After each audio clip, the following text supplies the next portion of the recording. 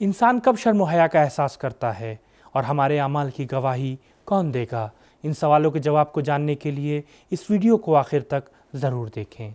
औज़ु बिल्लाहि मिनश शैतानिर रजीम, बिस्मिल्लाहिर रहमानिर रहीम, अल्लाहुम्मा सल्लि अला मुहम्मद व आले मुहम्मद व अज्जिल फ़रजहुम। नाज़रीन मोहतरम, अस्सलाम वालेकुम। तफसीर के इस प्रोग्राम में हम आपको खुशामदीद कहते हैं।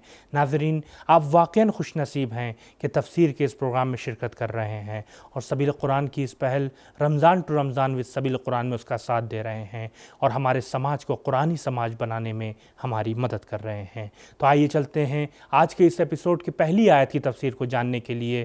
पहले उसकी तिलावत और तर्जुमे को सुनते हैं। किताबुन अंज़लनाहु इलैका मुबारकुन लियद्दब्बरू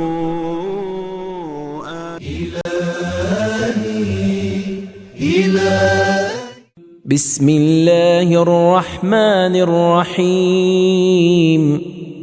वमा ज़न्नु अल्लज़ीना यफ्तरूना अला अल्लाहिल कज़िब यौमल क़ियामह इन्नल्लाह लज़ू फ़ज़लिन अलन नासि वलाकिन्न अक्सरहुम ला यशकुरून। वो लोग जो खुदा पर झूठ बांधते हैं, क़यामत की जज़ा सज़ा के मुतालिक क्या गुमान रखते हैं? इसमें कोई शक नहीं है कि अल्लाह लोगों पर फज़ल करने वाला है, लेकिन लोगों की अक्सरियत शुक्रगुजार नहीं है।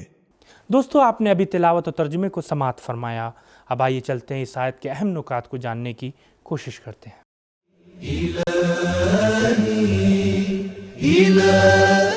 एक शख्स को खुदा ने काफी दुनियावी माल दिया था, लेकिन वो इतना कंजूस था कि उसके कपड़े साफ नहीं होते थे और वो हमेशा गरीबों जैसी हालत बनाकर फिरा करता था।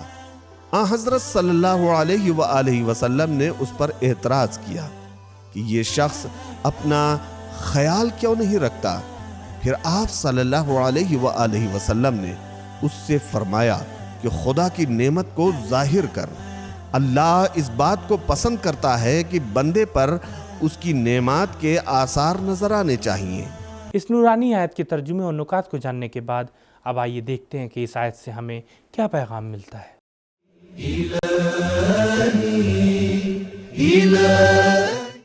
एक, खुदा पर झूठ बांधना बदतरीन जुर्म है और खुदा ने उसके लिए सजा मुकर्रर कर रखी है। खुदा की तरफ से मोहलत पाकर इंसान को मगरूर नहीं होना चाहिए और क़यामत की शर्मिंदगी और सजा से डरते रहना चाहिए। दो, खुदाई नेमात को हराम करार देना दुनियावी महरूमियत और आखिरत की सजा का सबब है। तीन, नेमत इलाही से इस्तिफादा करते वक्त इंसान को इत्दाल यानी बैलेंस में रहना चाहिए। नेमत हासिल करके शहवात और लज्जात में नहीं खोना चाहिए और रिज़्क़ हलाल से अपने आप को महरूम भी नहीं रखना चाहिए। चार, नेमतें खुदा का फजलो एहसान है, हमारा हक नहीं है, लिहाजा हमें शुक्रगुजार होना चाहिए।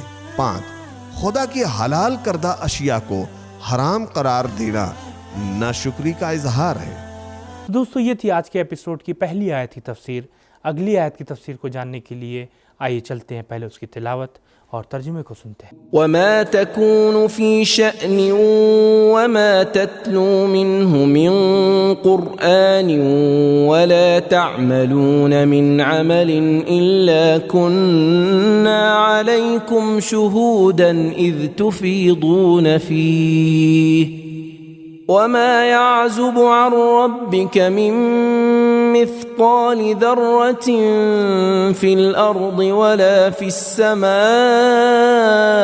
वला असग़र मिन ज़ालिक वला अकबर इल्ला फ़ी किताबिन मुबीन।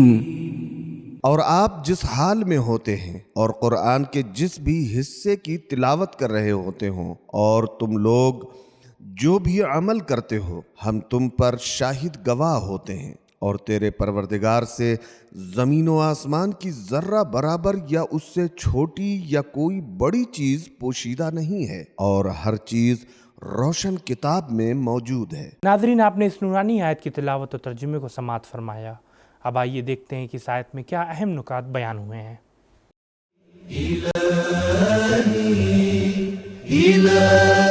کتاب مبین یعنی لوح محفوظ، خدا کا وسیع علم تمام موجودات عالم کو گھیرے ہوئے ہے۔ انسان کے اعمال پر خدا کی نظر ہے اور زمین و آسمان کی ہر چھوٹی بڑی چیز خدا کے علم میں ہے۔ امام جعفر صادق علیہ السلام کا فرمان ہے کہ رسول اکرم صلی اللہ علیہ وآلہ وسلم جب بھی اس آیت مجیدہ کی تلاوت کرتے تو آپ بے حد گریہ کیا کرتے تھے۔ تفسیر مجمع البیان۔ ترجمے و نکات کو جاننے کے بعد اب آئیے اس آیت کے اہم پیغامات کو بھی جان لیتے ہیں۔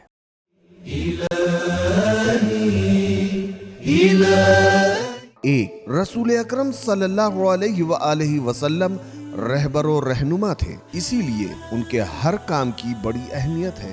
دو، صرف عام مخلوقات پر ہی نہیں، رسول خدا صلی اللہ علیہ وآلہ وسلم پر بھی خدا کی نظر ہے۔ تین، اللہ انسان کے انکار، شان اس کی گفتار، تتلو اور اس کے کردار کا شاہد ہے۔ چار، تلاوت قرآن کے وقت خصوصی احتیاط کرنی چاہیے کہ قرآن غلط نہ پڑھا جائے، اور تلاوت قرآن کے لیے اللہ خصوصی گواہ ہوتا ہے۔ پانچ، اللہ تعالیٰ نے اس آیت میں تین چیزوں کے متعلق اپنی گواہی کا تذکرہ کیا ہے۔ ایک، پیغمبر اکرم صلی اللہ علیہ وآلہ وسلم کے تمام کام۔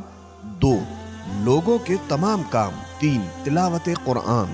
اس سے معلوم ہوتا ہے کہ تلاوت قرآن کا بہت بڑا مقام ہے، جسے پیغمبر اور تمام انسانوں کے کام کے برابر بیان کیا گیا ہے۔ 6، پوری کائنات خدا کے سامنے موجود ہے اور خدا ہمارے اعمال کا شاہد یعنی گواہ ہے۔ اب خدا کی طرف سے انسان کو جو مہلت ملتی ہے وہ خدا کی غفلت اور قدرت نہ ہونے کی دلیل نہیں ہے۔ 7، اللہ اور اس کے فرشتے ہمارے اعمال کے گواہ ہیں۔ 8، جب انسان خدا کے حضور توجہ کرے گا تو اسے اس کی نافرمانی سے شرم و حیا محسوس ہوگی۔ 9، زمین و آسمان دور و نزدیک، چھوٹے بڑے کے لیے خدا کا علم برابر ہے۔ تو دوستو، یہ تھا ہمارا آج کا پروگرام۔ انشاءاللہ کل پھر ملاقات ہوگی کچھ نئی آیتوں کی تفسیر کے ساتھ۔ تب تک کے لیے خدا حافظ، فی امان اللہ۔ سبیل قرآن، قرآنی سماج کی پہچان۔